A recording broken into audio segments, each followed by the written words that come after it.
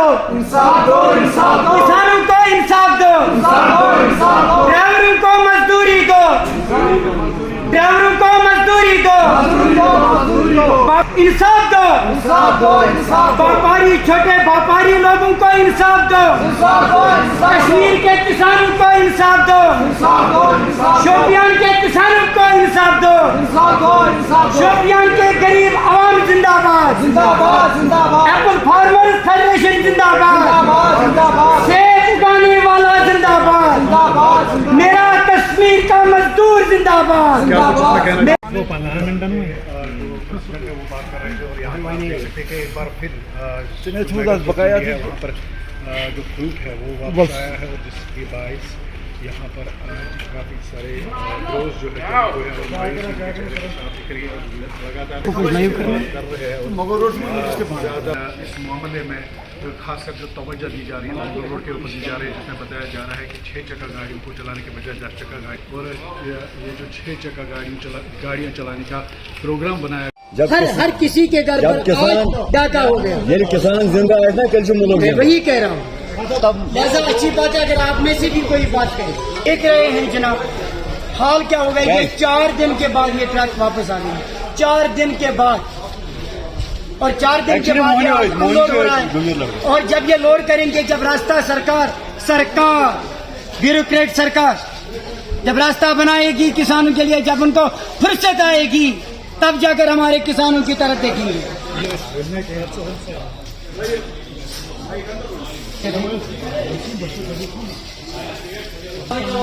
तबाह खत्म हो गया।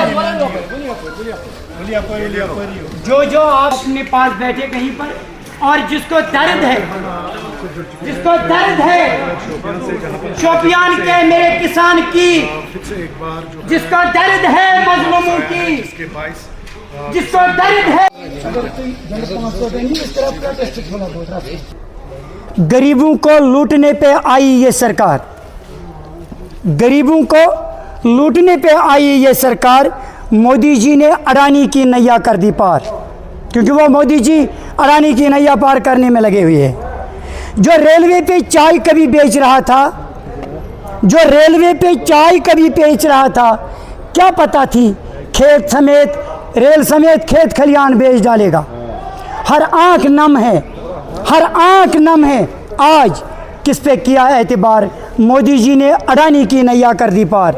गरीबों को लूटने पे आई है सरकार, मोदी जी ने अडानी की नैया कर दी पार। ये इसलिए मेरे दोस्तों मैं आपका शुक्रिया अदा करता हूँ, और अपने बच्चों का, अपने दोस्तों का भी शुक्रिया अदा करता हूँ।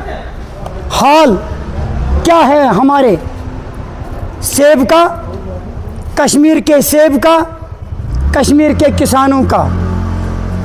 जहाँ तक हमारी रियासत की जीएसटी का सवाल है, 8% जीएसटी जम्मू कश्मीर का हॉर्टिकल्चर सेक्टर से आता है, मेरे किसानों की आमदनी से आता है, मेरे मज़दूरों की आमदनी से आता है। लेकिन बदकिस्मती जो हमारी 2019 से यहाँ सरकार बनी, बीजेपी की आरएसएस का प्रोपेगेंडा चला रही है। कश्मीर के नाम से जिनको चिढ़ है, कश्मीरियों के नाम से चिढ़ है, जो सिर्फ यहाँ मुल्क भर में, पूरे मुल्क में जो सिर्फ मंदिर मस्जिद पर सियासत करते हैं, हिंदू मुसलमान पर सियासत करते हैं, गरीब लोगों और अमीर लोगों को बीच में बांधते हैं, अलग अलग करते हैं, उस पर सियासत करते हैं। जब ये सरकार आई थी तो इन्होंने वादा किया था कि हमें सरकार में लाइए, पावर में लाइए, हम काम करेंगे मुल्क के किसानों के लिए, मुल्क के गरीब लोगों के लिए, आम जनता के लिए। हाल क्या है आज?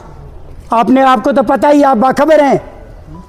साल 1.5 साल पहले जब इन्होंने किसानों के मुखालिफ कुछ कोड बनवाए, लॉज लाए, तो उस वक्त भी ये मेरा किसान मुल्क भर का, जिसमें मेरे जम्मू कश्मीर के किसान भी शामिल थे, शाना बशाना, उस वक्त भी इस सरकार को इन्होंने बताया कि ये जो आपने लॉज लाए ये किसानों के फ़ायदे के लिए नहीं है। हमारे हॉर्टिकल्चर सेक्टर को, हमारे किसानों को आगे ले जाने के लिए इस सरकार के पास मैं सेंट्रल सरकार की ही बात नहीं, जो हमारी आज अपनी भी सरकार है, मैं सब सरकारों से सवाल करता हूं।